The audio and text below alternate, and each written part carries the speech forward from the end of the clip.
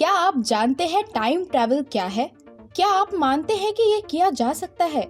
क्या आपने किसी ऐसे इंसान को देखा है जिसने टाइम ट्रैवल किया हो? शायद आपके पास इनमें से किसी भी सवाल का जवाब नहीं होगा और हमारे आज के वीडियो में हम आपको टाइम ट्रैवल के बारे में कुछ ऐसा बताएंगे जो आपने पहले कभी नहीं सुना होगा। उम्मीद है आपको हमारे वीडियोस पसंद आ रहे होंगे और अगर आप हमारे चैनल में नए हैं तो चैनल को लाइक और सब्सक्राइब जरूर कीजिए। क्या आपने वेब सीरीज डार्क देखी है? और अगर देखी है तो आपको ये भी पता होगा कि कैसे पूरी सीरीज में सभी लोग टाइम ट्रैवल करते हैं। ठीक वैसे ही 2006 में स्वीडन में हॉकन नॉर्डक्विस्ट नाम के आदमी ने अपनी कुछ फोटोज इंटरनेट पर डालकर दुनिया को टाइम ट्रैवल के बारे में सोचने को मजबूर कर दिया था। हॉकन का कहना था कि वो फ्यूचर में ट्रैवल करके आए हैं और वो वहां अपने 70 साल के फ्यूचर वर्जन से मिलकर आए हैं। जिसके बाद एक और मामला सामने आया है। एक इंटरनेशनल टीवी चैनल ने एक टाइम ट्रैवल नोवा का इंटरव्यू सोशल मीडिया पर अपलोड किया है और उसने भी दावा किया है कि ये भविष्य में ट्रैवल करके आया है। नोवा ने भविष्य को लेकर कई बातें कही हैं और उसका कहना ये भी है कि 2030 में मार्टिन लूथर किंग की ग्रैंड डॉटर योलांडा रेनी किंग अमेरिका की राष्ट्रपति बनेंगी और रेनी किंग अमेरिका की आखिरी राष्ट्रपति भी होंगी। हालांकि इससे पहले भी कई लोगों ने टाइम ट्रैवल की बात कही है, लेकिन आज तक कोई सच साबित नहीं हो पाई है। आपको बता दें कि 1911 में पहली बार ऐसा हुआ था जब किसी ने टाइम ट्रैवल की बात कही थी।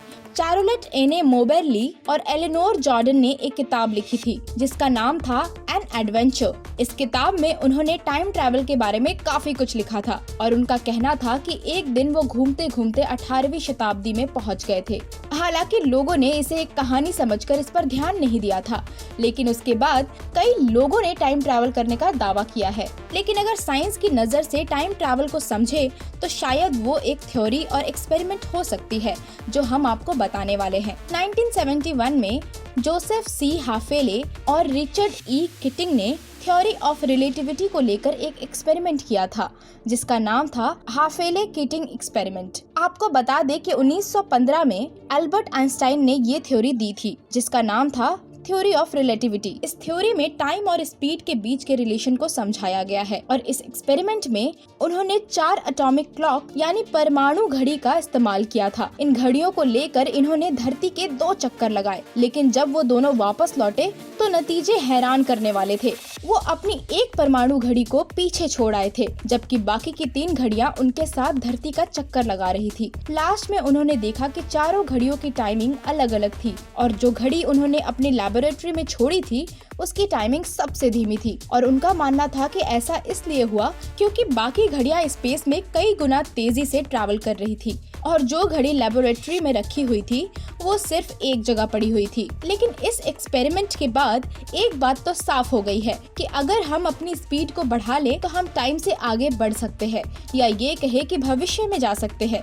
हालांकि इन सब थ्योरी और एक्सपेरिमेंट से अलग अलग लोगों से अलग अलग दावे भी होते रहते हैं, क्योंकि ये कोई नहीं बता सकता कि टाइम ट्रैवल को लेकर कही गई बातों में कितनी सच्चाई है। क्योंकि जिस तरह से रोज नए नए टाइम ट्रैवल्स दुनिया के सामने आ रहे हैं, इससे तो यही कह सकते हैं कि शायद फ्यूचर में साइंस इतनी तरक्की कर लेगा कि असली टाइम ट्रैवल की गुत्थी सुलझ सके। उम्मीद है आपको आज का हमारा ये वीडियो पसंद आया होगा। ऐसे ही और भी वीडियोस देखने के लिए आप हमारे चैनल को लाइक और सब्सक्राइब जरूर कीजिए और अगर आप किसी और टॉपिक पर वीडियो देखना चाहते हैं तो हमें कमेंट बॉक्स में बता सकते हैं।